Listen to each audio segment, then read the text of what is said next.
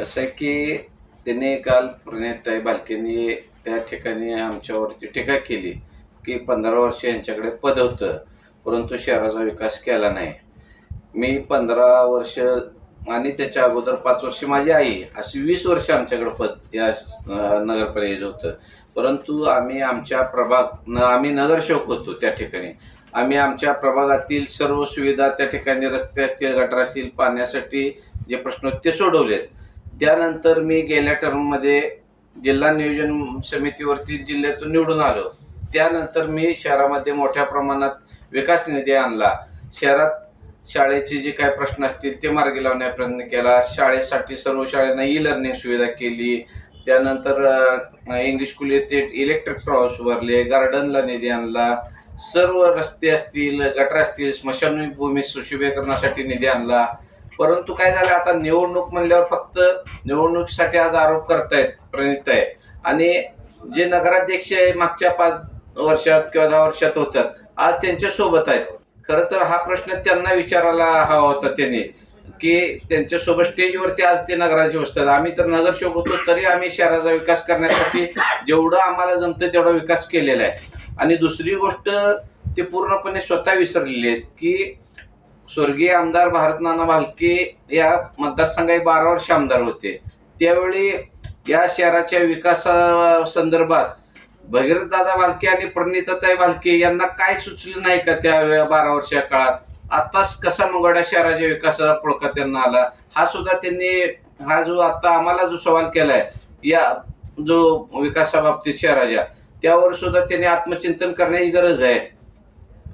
सातत्यानं गाळ्याचा पण काहीतरी प्रश्न सातत्यानं समोर येतो, ते काय प्रकरण नेमकं?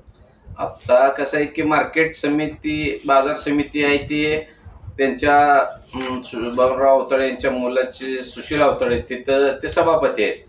तो विषय म्हणजे गेल्या 6 महिने, वर्ष 2 वर्षापासून आमच्या कानावरती शहरवासियांचे आहे. मी सुद्धा परवा ते गाळेधारक माझ्याकडे आल्यावर आम्ही मुख्यमंत्री साहेबांची भेट घेतली आमदार साहेबांसोबत. असा त्या ठिकाणचा प्रकार आहे की पाठीमागे ज्यावेळी मार्केट रेट कमी होते त्यावेळी त्या गाळ्याशीनला बाजारभावानुसार भाडे कमी होतं. आता अचानकपणे त्या गाळेधारकांना 1800 वरून 5900 भाडे वाढ केलेली आहे. 5900 केले. खरं पाहिलं तर त्या भागात व्यवसाय चालत नाहीत, त्यांचे भाडे सुद्धा नक्की नाही. दाम तिप्पट भाडे करणं त्या ठिकाणी या व्यापाऱ्यांना योग्य नव्हतं. आता आमच्या गावातल्या गाड्या शुल्ला काही गाड्यांना 800 आहेत, 1000 आहेत, 1500 आहेत, 2000 आहेत. काही नवीन गाड्या मार्केटमध्ये त्यांना 4000, 4500 आहेत. पण एवढे 6,000 रुपये भाडे देऊन धंदा चालेल असं त्या ठिकाणी नाही. परंतु काल सुद्धा तुमच्या चॅनलच्या माध्यमातून सिद्धू अवतडे यांनी या ठिकाणी सांगितले की हे गाळ्याचा विनाकारण आरोप आमच्यावरती करत आहेत.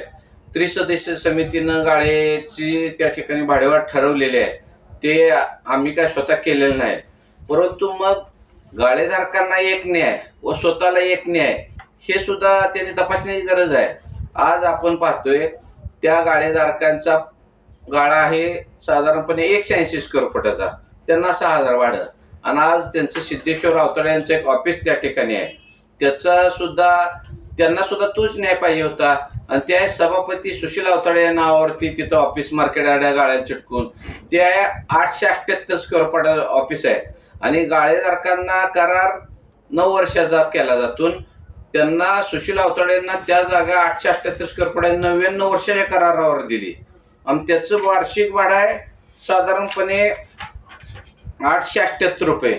म्हणजे दर महिन्याला 70 रुपयाच्या आसपास भाडं 878 स्क्वेअर फुटाला आज घेत आहेत.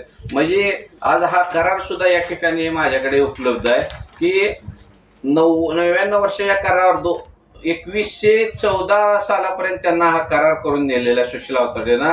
मग आम जनतेला, नागरिकाला, व्यापाऱ्यांना एक न्याय, आणि तुम्हाला स्वतःला एक न्याय कशासाठी? म्हणजे ह्या पद्धतीनं तुम्ही संस्था चालवताय. मार्केट कमिटी तीच अवस्था, कृषी उद्योग संघाचे गाळे आहेत त्या ठिकाणी तीच अवस्था.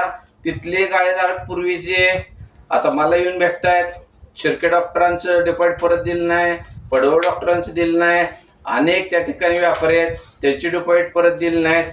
अशा पद्धतीने जर तुम्ही कारभार त्या संस्थेमध्ये करत असाल तर मग आज तुम्ही जर नगरपालिकेच्या गाळेधारकांना काय न्याय देणार आहे? परत इथं पण हीच अवस्था राहणार आहे. म्हणून एका बाजूला जनता तुमच्या पाठीशी आज नाही. काल बैलाशी त्यांच्या सभेला गर्दी पाहिला 200-400 लोक उपस्थित होते. परत बायका जमा करून त्या ठिकाणी गर्दी करण्याचा प्रयत्न केला. मग कोणाच्या पायाखालची वाळू सरकली आहे ही तुम्हाला दिसून येते गर्दीवरून. एकंदरीत ही हुकुमशाही असते म्हणून म्हणायचं आहे का? कसं असतंय, हुकुमशाही म्हटलं तर आपण बघितले ह्या जगामध्ये अनेक हुकुमशाहीची काय अवस्था झाली आहे. हुकुमशाही काय जास्त दिवस चालत नसते. हे भारत देश हा डॉक्टर बाबासाहेब आंबेडकरांनी घालून दिलेलं संविधान आहे, लिहिलेलं संविधान आहे, त्यानुसार लोकशाहीनं चालणारा देश आहे.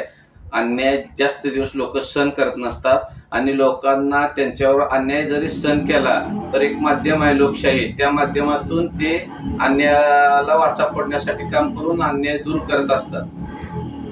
सातत्यानं सभेमध्ये, कालच्या सभेमध्ये परत एकदा त्यांनी तो शब्द उच्चारला, चंगू मंगू. याच्या संदर्भात काय मत आहे तुमचं? कसं असतं, त्यांना खऱ्या अर्थानं आता बघितलं तुम्ही, परवा आमचे सुद्धा असतील, आदरणीय आमदार समाधानदार असतील, ओमी असेल, आमच्या तिघांचंही भाषण जर तुम्ही ऐकलं असेल त्यावरती आम्ही फक्त या शहरामध्ये आम्ही काय केलं आणि भविष्यात या शहरासाठी कोणत्या पद्धतीने विकास करणार आहे, या राज्याचे मुख्यमंत्री देवेंद्र फडणवीस साहेब असतील, उपमुख्यमंत्री एकनाथ शिंदे साहेब असतील, उपमुख्यमंत्री अजितदादा पवार साहेब असतील, यांच्या माध्यमातून या शहराचे जे काय प्रस्तावित प्रलंबित कामं आहेत ते कसे आम्ही पूर्ण करणार हे आम्ही सभेमध्ये सांगत असतो. परंतु काही आता भैरत बारके काल बोलून गेले चंगू मंगू, त्यानं काय फक्त लोकांची करमणूक होती. भगीरथ बालकीनं काल अख्ख्या त्यांच्या भाषणात एक तर वळूस शहराच्या विकासावर कुठली बोलली का, की आम्ही हे पॅनल शहराच्या विकासासाठी हे करणार ते करणार. लोकांची करमणूक करण्यासाठी चंगू मंगू म्हणून चालते. मी पण आज सगळीकडे तुम्ही व्हॉट्सअपला बघताय, त्यांना पण नॉट रिचेबल म्हणतात. लोकांची करमणूक करण्यापुरते ते शब्द सभेमध्ये चांगले आहेत. तीर्थक्षेत्र विकास आघाडीची सभा कुठंतरी विकासापासून भरकटलेली आहे असं मत आहे का तुमचं? नाही का, विषय कसा आहे, विकासावर त्यांनी काल तुम्ही सगळेच पत्रकार बांधव त्या ठिकाणी होता. कालचे ढोबळे सरांचं भाषण ऐकलं असेल. अख्ख्या ढोबळे सरांचं 30-35 मिनिटाच्या भाषणामध्ये एक तर शब्द सरांनी वापरलाय का, बाबा आम्ही या शहरासाठी माझ्या काळात हे काम झालं नाही, आता भविष्यात हे करू. परंतु भगीरथ दादांनी वापरला नाही किंवा प्रेरितताईंनी वापरलं नाही किंवा नगराध्यक्ष उमेदवारांनी वापरलं नाही. फक्त टीका करणे एवढंच काम त्या ठिकाणी त्यांच्याकडून केलं जाते. तुम्ही आता जनतेला काय आवाहन कराल? आमचं जनतेला आव्हान आहे की आम्ही आमदार समाधानदादा अवताडे, आदरणीय प्रशांत मालक यांच्या नेतृत्वाखाली भारतीय जनता पार्टी, राष्ट्रवादी काँग्रेस हे दोन्ही पक्ष मिळून या ठिकाणी मंगळवेढा शहराच्या विकासासाठी एक नवी व्हिजन घेऊन या ठिकाणी निवडणुकीला सामोरं जातोय. आणि या निवडणुकीला सामोरं जात असताना आम्ही फक्त शहराच्या विकासासाठी ही निवडणूक लढवतोय. म्हणून आमचं शहरातील जनतेला एक आव्हान आहे की आज तुम्ही जर आम्हाला या 5 वर्षासाठी आमच्या नगराध्यक्ष असतील सर्व उमेदवाराला निवडून दिलं तर भविष्यात निश्चितपणे या शहराचा सर्वांगीण विकास करण्यासाठी आम्ही प्रयत्न करणार आहोत. आप्पा रात्री सिद्धेश्वर अवताडेंनी बोलताना असं सांगितले की आम्ही 500 रुपयाच्या स्टॅम्पवरती लिहून द्यायला तयार आहे की आबीच उद्या नगराध्यक्ष झाली तर स्वतः आबीच कारभार करेल. तसं विरोधकांनी सुद्धा त्याची तयारी आहे का 500 रुपयाच्या स्टॅम्पवर लिहून देण्याची, असं तर मला प्रश्न. आता खरं तर पाहिलं तर ना, ते जे त्यांचे आव्हान आहे ते हास्यास्पद आव्हान आहे. काय खरं त्या आव्हानावर गावातनं सगळ्या चर्चा सध्या चालू आहे की कारण त्यांना स्वतःला म्हणावं लागतंय की आम्ही नगरपालिकेच्या कारभारात हस्तक्षेप करत नाही. म्हणजे तुमच्यावर सिद्धेश्वर अवताडे, बबनराव अवताडे यांच्या कारभाराबाबत सगळ्या मंगळवेढ्यात काय चर्चा आहे ती त्यांना स्वतःला समजली आहे. म्हणून त्यांना म्हणावं लागतं की आम्ही त्या कारभारात भाग घेत नाही. साधं उदाहरण, मार्केट कमिटीच्या गाड्यावरनं तुम्हाला लक्षात आलं, मग आम्ही भाग घेत नाही. इथले गाडेधारक भयभीत झालेत, इथले हातगाडीधारक जे काय लहान टपरीधारक भयभीत झालेत. उद्या जर हे सत्तेवरती चुकून आले तर आमचं मार्केट कमिटी, खरेदी संघ, ग्रामपंचायतीतल्यासारख्या अवस्था होईल. ते भयभीत झालेत. म्हणून आज त्यांनी हे चालू केले की आम्ही खरं पाहिलं तर माझी मिसेस आज M.Com B.Ed झालेली आहे, एक उच्च शिक्षिकता आहे, ते स्वतः कारभार करायला सक्षम आहे. आणि तुम्ही भविष्यात निश्चितपणे पाहचाल की निश्चितपणे माझी मिसेस त्या मंगळा शहरात नगराध्यक्ष म्हणून निश्चितपणे स्वतः एक उत्तम कारभार करेल. मी कुठल्याही प्रकारे तिच्या कारभारामध्ये हस्तक्षेप करणार नाही.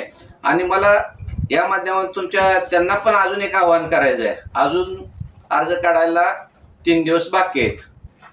आता त्यांनी कसं 500 स्टॅम्पवर जे काय लिहून देतो म्हणतायत, माझं पण आव्हान आहे, जे गाळेधारक आहेत मार्केट कमिटीचे त्यांच्याबद्दल सहानुभूती दाखवावी. त्यांनी ज्या गाळेधारकाचं डिपॉझिट द्यायचं आहे त्यांनी दिलं पाहिजे, त्यांच्यावरचा अन्याय दूर केला पाहिजे. ज्या गाळेधारकांनी सील केले गाळे ताब्यात दिले पाहिजेत. आणि अजून काय शहराची तुम्ही कुजबूज ऐकून घेत असाल की कोणाच्या जमिनी असतील, कोणाची घरं असतील, कोणाचं अजून काय असेल, ते त्यांनी जर 10 तारखेच्या आतमध्ये त्या लोकांना बोलून जर माघारी दिलं तर मी माझ्या बायकोचा अर्ज काढून त्यांना बिनविरोध करून द्यायला तयार आहे. आत्ता असं 500 रुपयाच्या स्टॅम्पवर मी तुमच्या समोर लिहून देतो.